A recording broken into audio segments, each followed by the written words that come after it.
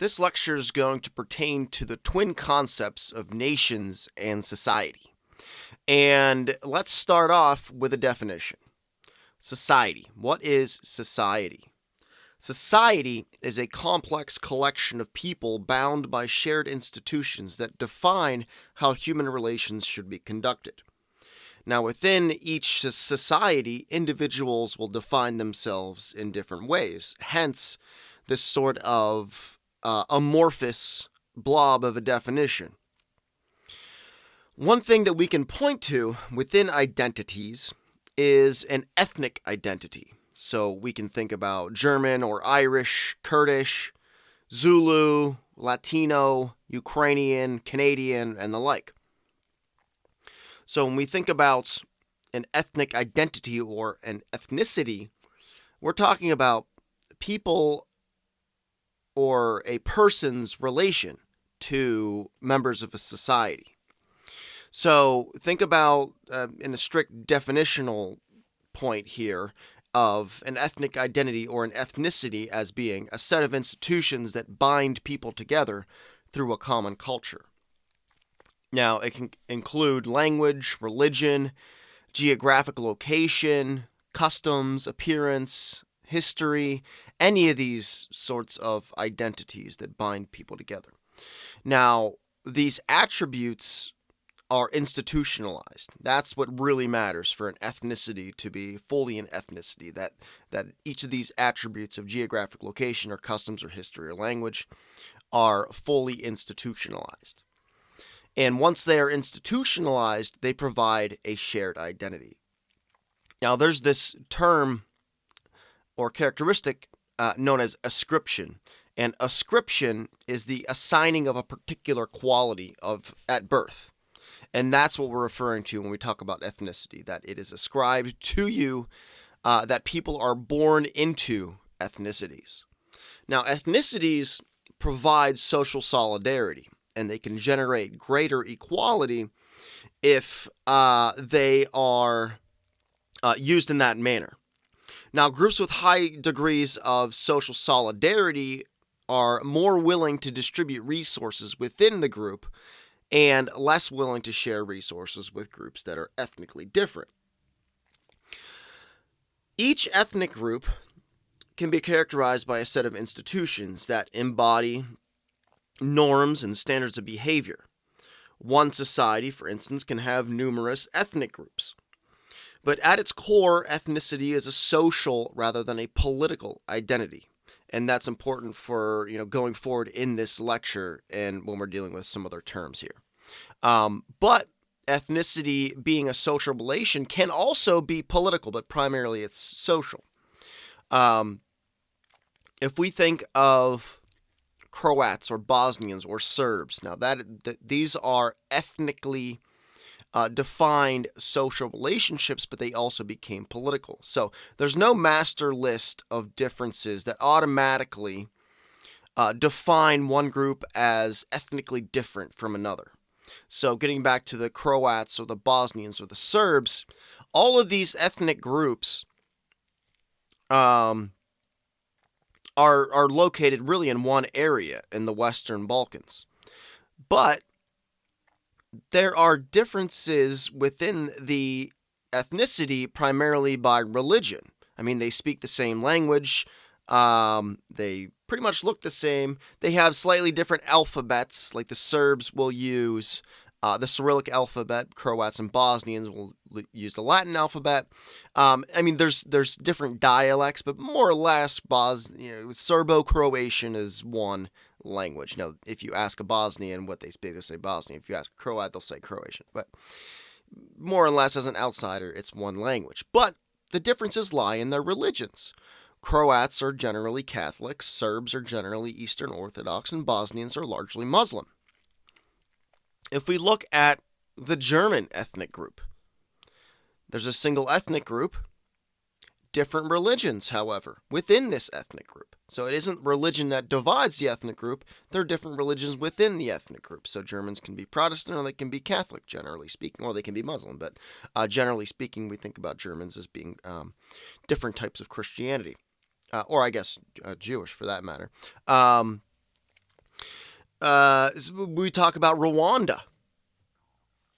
Rwanda was in the news in particular in the 1990s because of the genocide. What's the difference between a Hutu and a Tutsi? Well, there's the same language, same religions, same geographic regions, same customs, and they're not easily distinguished. However, they identify themselves as different ethnicities. So, ethnicity exists when people acknowledge and are acknowledged by outsiders as belonging to a distinct group.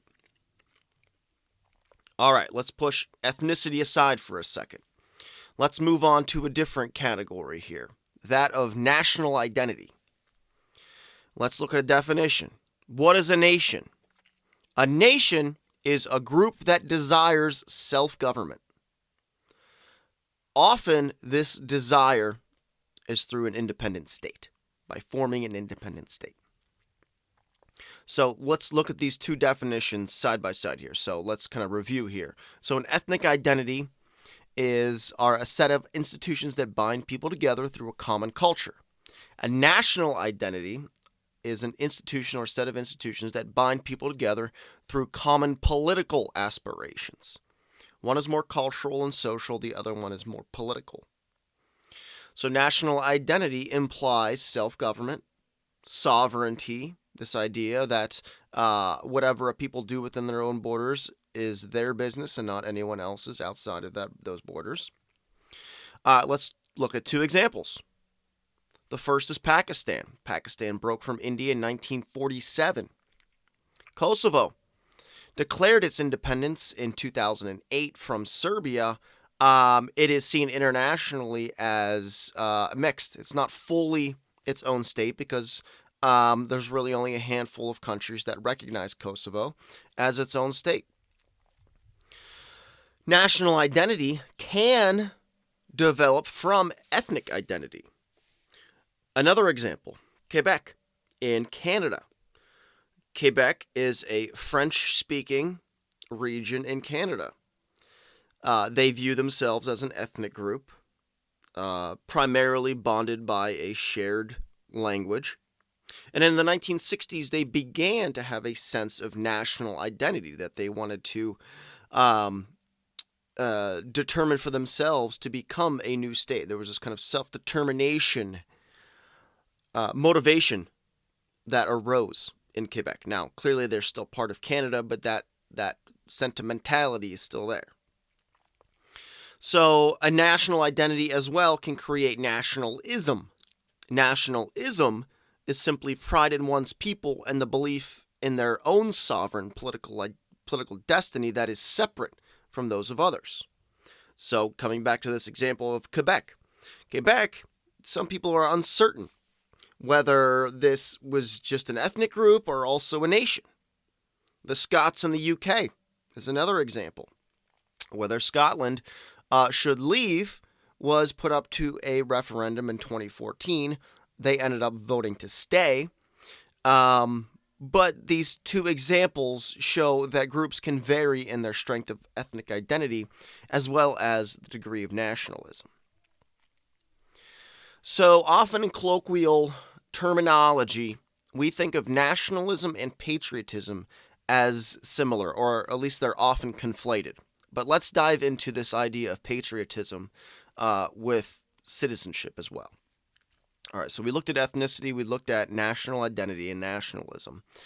Citizenship is purely a political identity. Citizenship is basically just an individual's or a group's relation to the state. Those who are citizens within a state swear allegiance to that state. And we know that very well if we're Americans here, that we actually have something called the Pledge of Allegiance. Now, the origins of that were back in 1892 by a socialist who wanted to bind all people to the state for the purposes of generating socialism in the country. But however, this pledge has stuck in the American kind of psyche here. So citizens swear allegiance to the state. And in return, the state is obligated to provide rights to those individuals or members of that group. Now, being a citizen could, and often does, involve certain obligations on behalf of that citizen. There might be a duty to serve in the armed forces, and there obviously and everywhere is a duty to pay taxes. I don't know of any state that is a voluntary state. So citizens are defined by their particular relation to one state rather than to one another. Citizenship potentially could be more inclusive or flexible than the concepts of a national or ethnic identity, and it can vary in clarity and in power. Citizenship may confer benefits such as universal government-provided education or universal health care or something along those lines. One state may not grant citizenship to all those who are born within its borders. On the other hand, some may allow citizenship in more than one country.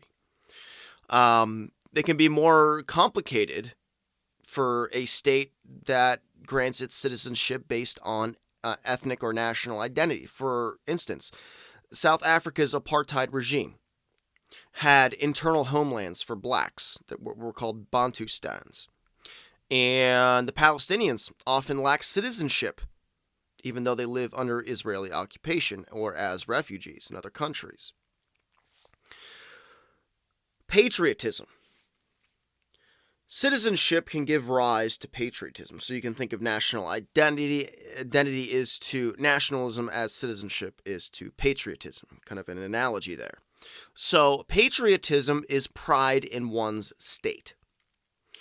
Pride in their political system may lead to the will to defend and to promote that state and that political system.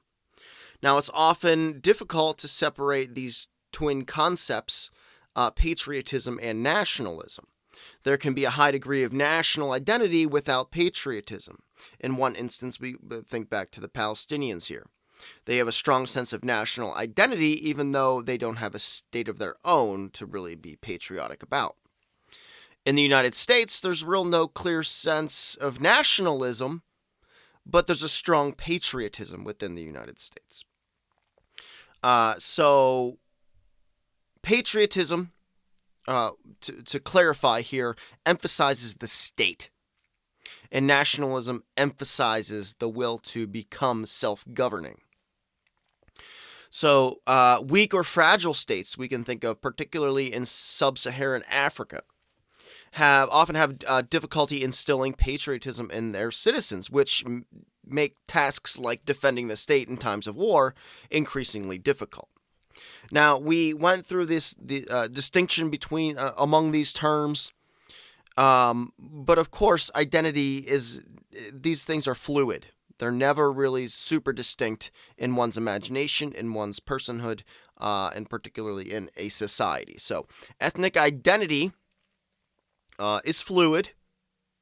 Well, I should say identities in general are fluid, but ethnic identity is often tightly connected to state development. State leaders saw in the past that ethnic identity could serve their own interests. They meaning the state, saw that if, say we could encourage the development of a single ethnic identity, and the state could base its existence on defending and promoting those unique interests and values, then the state could become and be portrayed as that institution that embodies the people's collective identity. Now, what that identity is that the state portrays on its people is fluid. It's often evolving, as well as people's identities of themselves. But that just goes to show that the state often plays on people's self-identities to try to embody those identities and act on behalf of those identities. So national identity, when added to ethnic identity, often asserts the legitimacy of the state. If the state can serve or can be legitimized as serving the defender of national values. National identity often unites the people to states. A strong nationalism gives states strong power to mobilize the public. So it's much easier to raise mass armies, to generate mass tax revenue, and even to get people to sacrifice their resources and their lives for the destiny of the nation. There's one other term before we move on to the more conflictual side of these identities. There's a term that we often use, and it's used kind of differently in comparative politics versus maybe if we're talking about international relations or even in everyday speech. There's a term called a nation state. A nation state is a sovereign state encompassing one dominant nation that the state claims to embody and represent. So it's kind of just a combination of a nation and a state. A nation state, and in the international relations sense, we just kind of think of as just a core state, a modern state. And it's less kind of defined in these ways, even though that's very similar.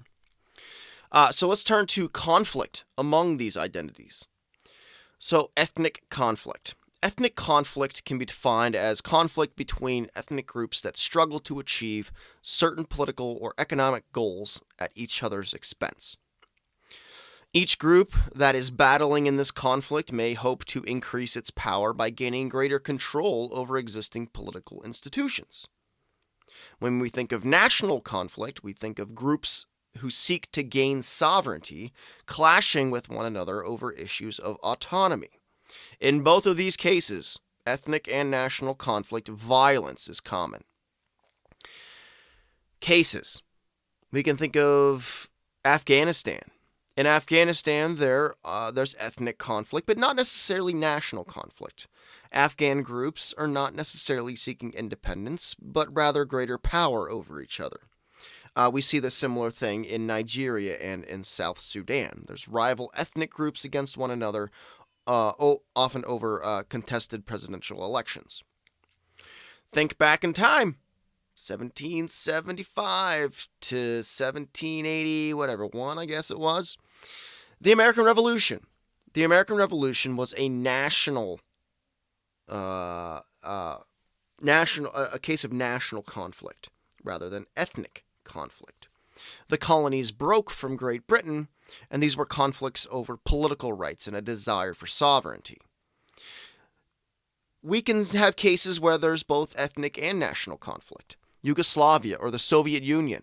There were ethnic groups who seceded or tried to secede to form their own nation states. So in Yugoslavia, Slovenia, Croatia, Bosnia, Kosovo, Serbia, and then the Soviet Union, the Soviet republics.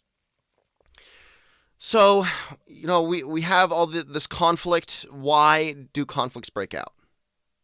Why does ethnic, national conflict break out? We have a few explanations, and they can generally fall into, there's a bunch of explanations, and they can generally fall into three categories of explanations: societal, economic, and political. Societal explanations for conflict emphasize ethnic heterogeneity, meaning there's a whole bunch of different ethnicities and in close proximity to one another. We think about explanations that involve the sheer number of ethnic groups. The more ethnic groups in a small geographic area, the more likely that conflict might break out. We can think about ethnic groups and the degree of integration or polarization among them. So if they are more polarized, then there's more likely to be political violence. If there's more integration, they're getting along with each other, the more that people interact with each other across ethnicities, then the more likely that people are going to get along. Because the more you interact with someone, the less likely you are to, go ahead and sucker punch the person. Economic explanations for conflict tends to focus on the struggle for resources among groups. In particular, we can think of the level of poverty that exists in a particular society. If a state is poor, then conflict tends to be more readily susceptible. We can think about political explanations.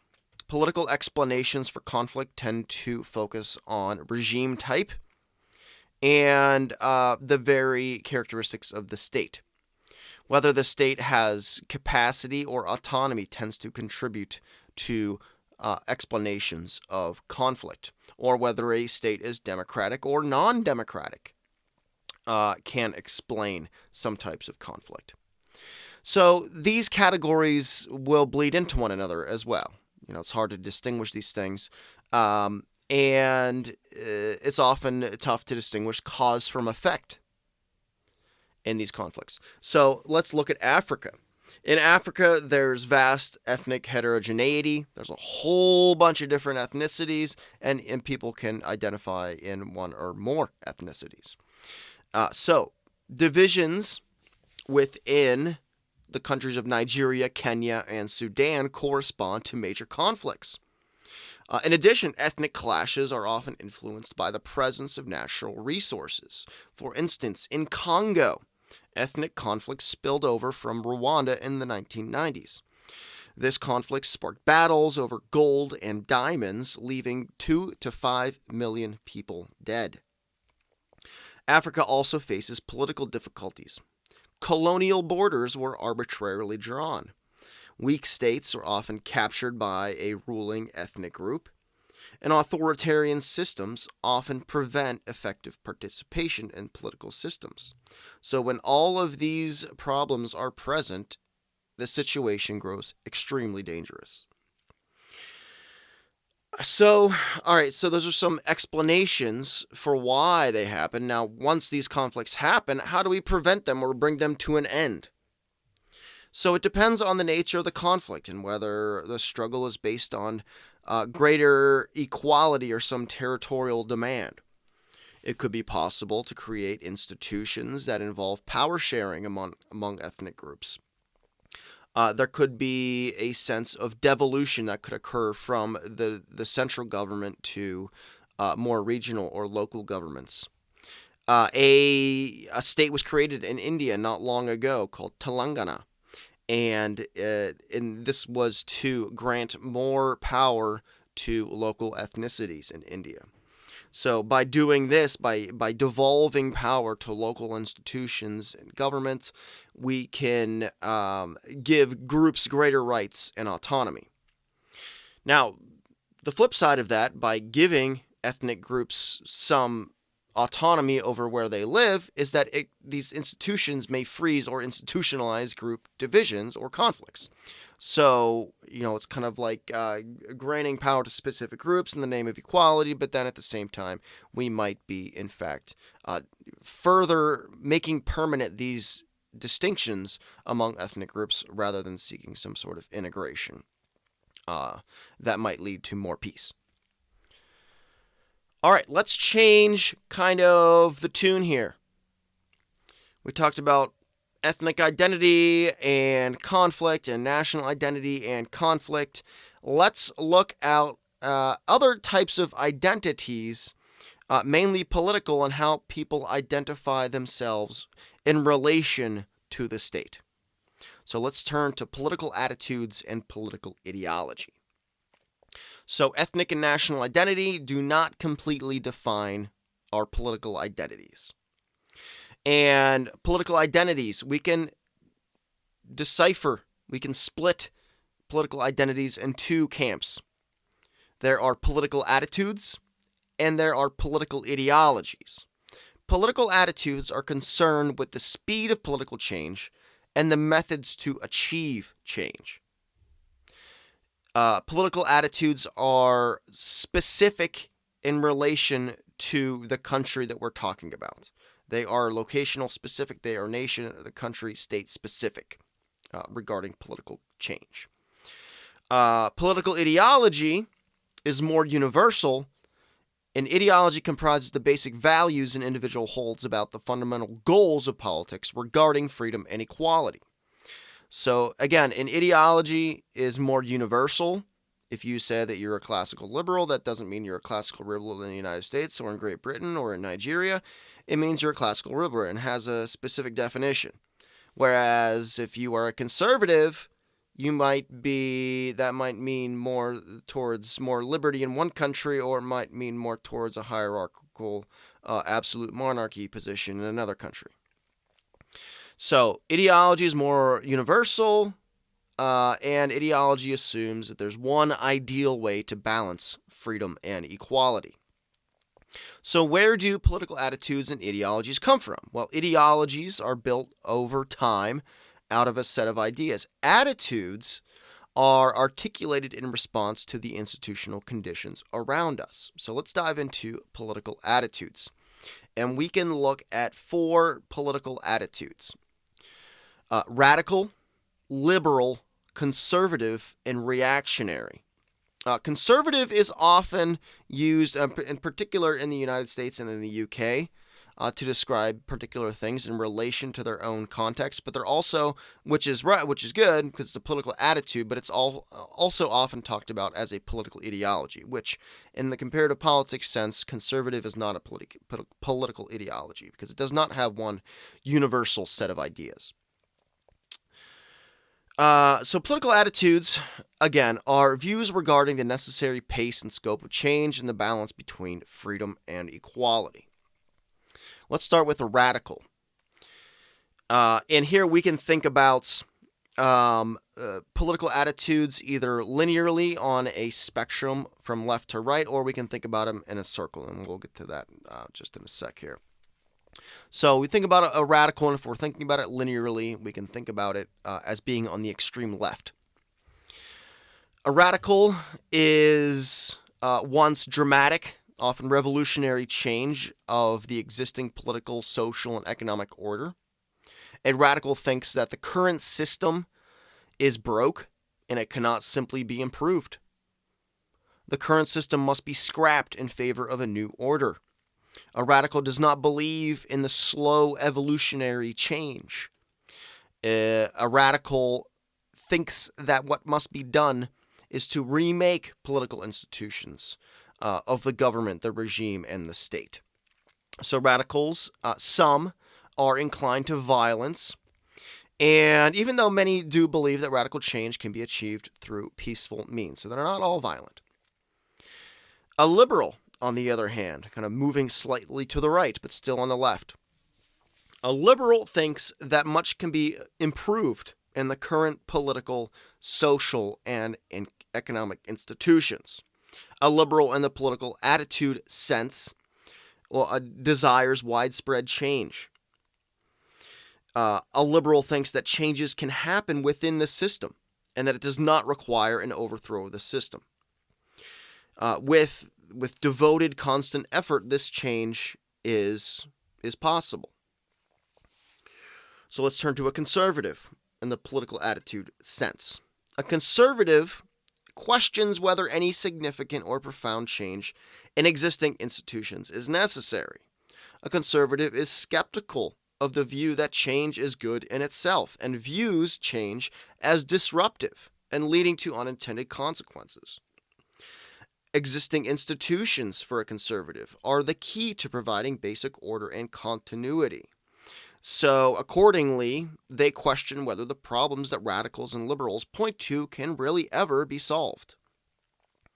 On the far right is a reactionary, and you might think this sounds a little bit like a radical, but and again, they do kind of sound similar, which is why we'll get into why it might make more sense to think about these as in a circle rather than a linear spectrum.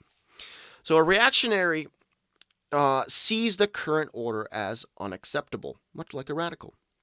And a reactionary seeks to restore previous political, social, and or economic institutions.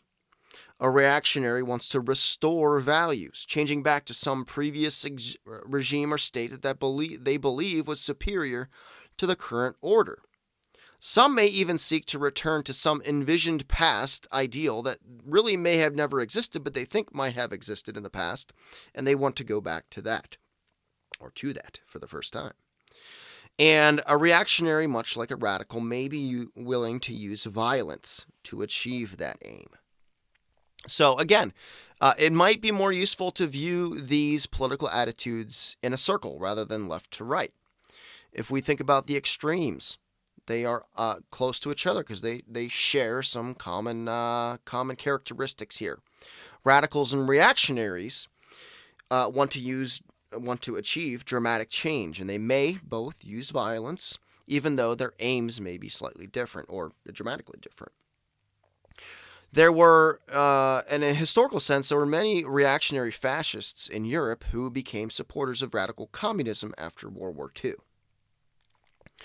So when we're thinking about attitudes and ideology, remember, these are not interchangeable. Even though liberal will exist in political ideology and political attitude, it really just determines what you're talking about. You're talking about a liberal in the attitude sense or in a liberal in the ideology sense.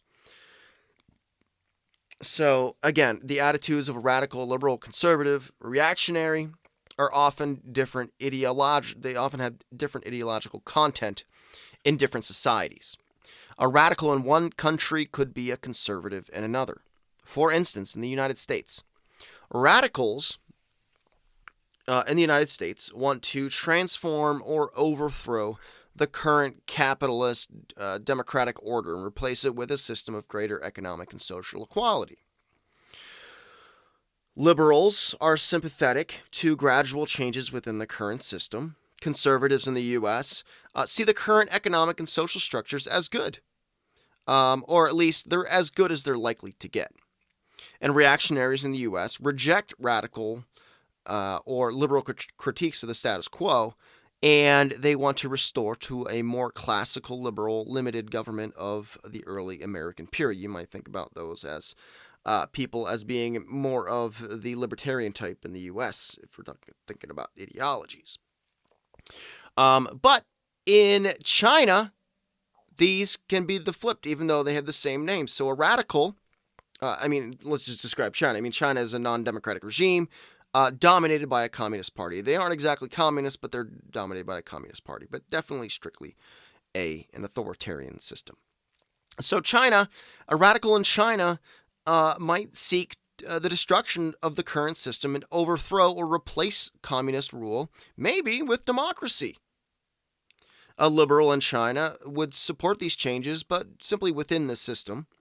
A conservative would be skeptical of institutional change and resist calls for democratic reform, and they're pretty much okay with the current folks in power. Reactionaries in China would oppose any reforms that might jeopardize communist rule. We can think of neo-Maoists who want to return to maybe pure communist values and policies as had occurred under Mao. So we can see here that political attitudes can reflect different ideologies and different political alignments in different countries. Political ideology. So let's move past the particularistic differences between countries, and let's move to more universal ideas of the balance between freedom and equality, namely political ideologies. So ideology can be described, well, it literally means the science of ideas. A more specific definition can be ideologies are sets of political values held by individuals regarding fundamental goals of politics. They are basically what an individual thinks is the ideal relation between freedom and equality for all individuals and the proper role of political institutions in achieving or maintaining this relation. So there were four political attitudes. We can think of 5 primary ideologies. So, coming back to that same name, liberalism, but again, this is liberalism in the political ideology sense. Liberalism places high priority on individual political and economic freedom. Liberalism seeks to maximize the degree of liberty for all people, protecting the freedom of speech, of association, and other basic political rights. Liberalism seeks to have a state that has low autonomy and low capacity, meaning that the state should not have the rule, should not really have the power to provide much anything else, in danger of it becoming autonomous and doing things that the public might not want to have done. So it seeks a state that is easily checked by the public. So we see liberalism in the term liberal democracy. And a liberal democracy is a system of political, social, and economic liberties supported by competition, participation, and contestation. In other words, voting. Or I guess, for example, voting. This high degree of freedom, liberals say, will produce the greatest amount of general prosperity. Right? So a rising tide lifts all boats, a liberal might say. Moving on. So the book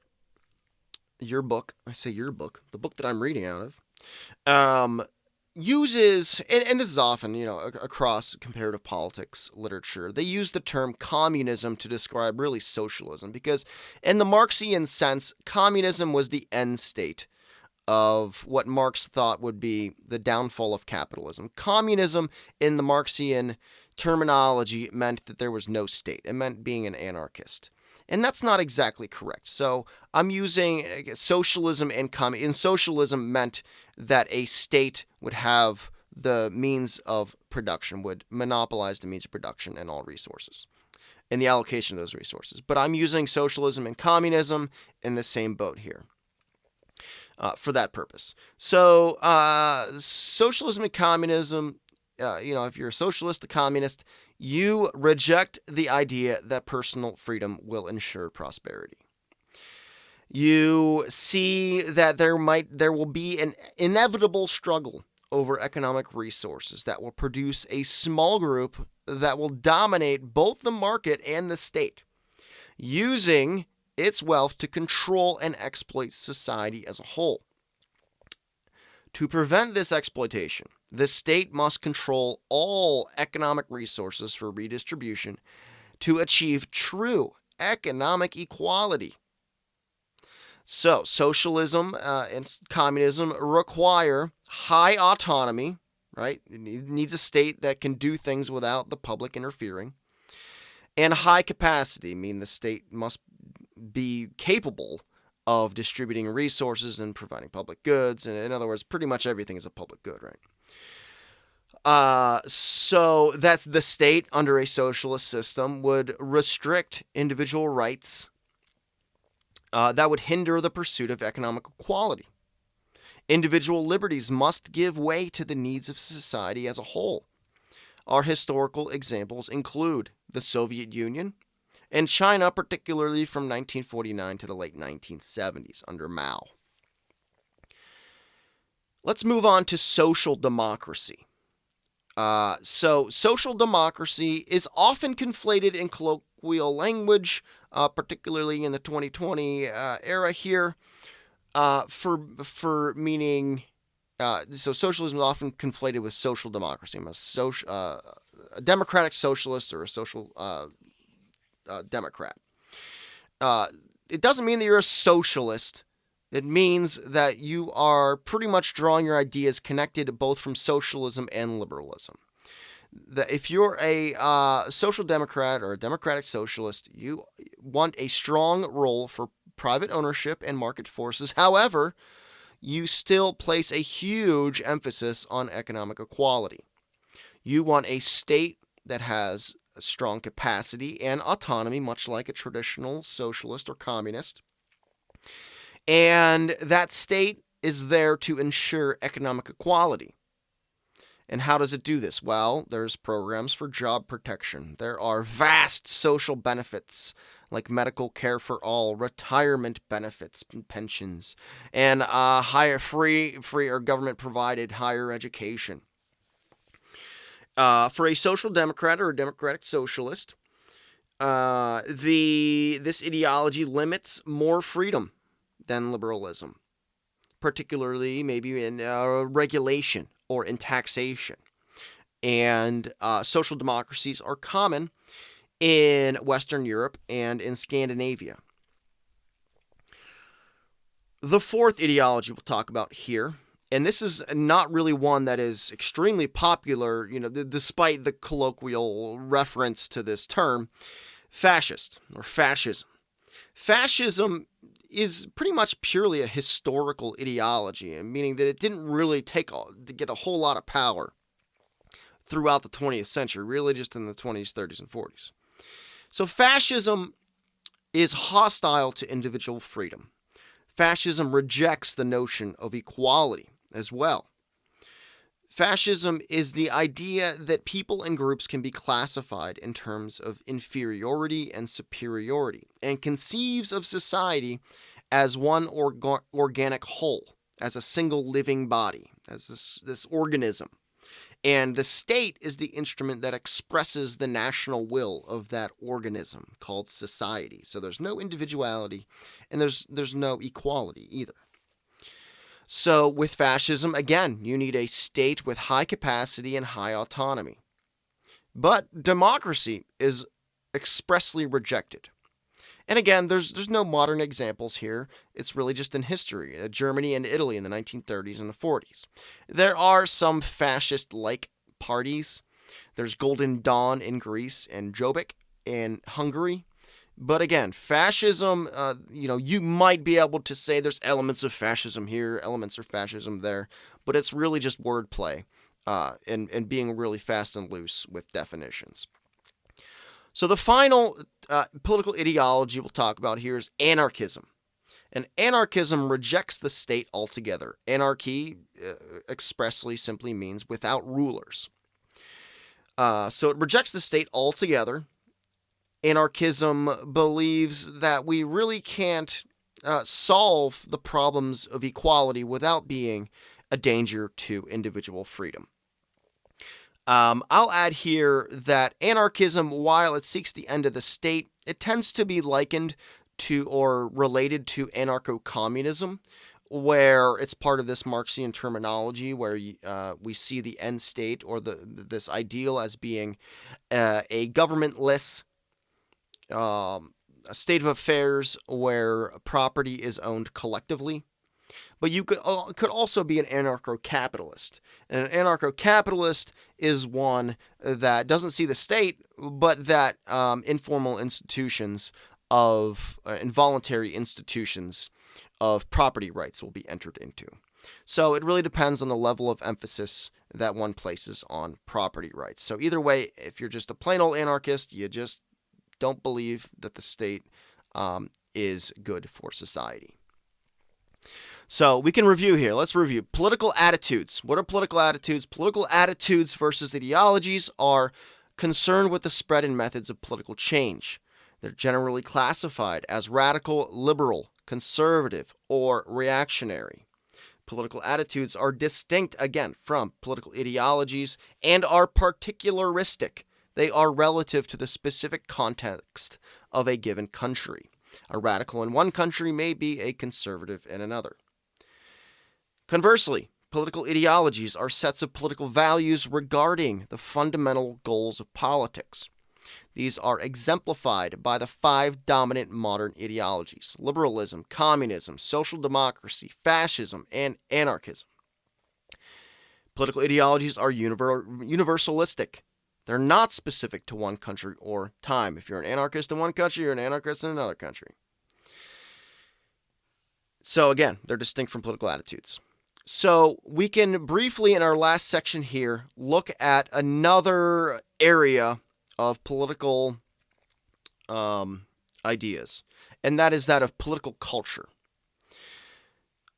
Culture is, in general, just without the political, culture is the content of the institutions that help define a society. So it's kind of a social roadmap. Cultures provide norms and priorities that guide people as they organize their lives. It's a repository for the activities and ideas that the group considers proper and normal. So it's the way of living is your culture. So what is a political culture? Well, a political culture is simply a society's norms for political activity. It's those activities and ideas that are proper and normal related to political activity. So a political culture can be a determining factor in what ideologies will dominate a country's political regime.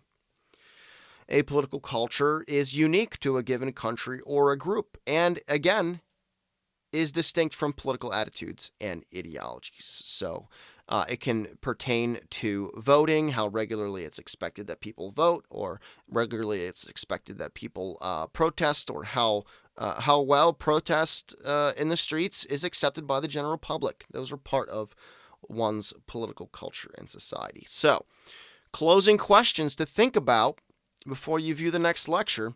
What is your political ideology? And in using that ideology, what is your political attitude for getting to that ideal?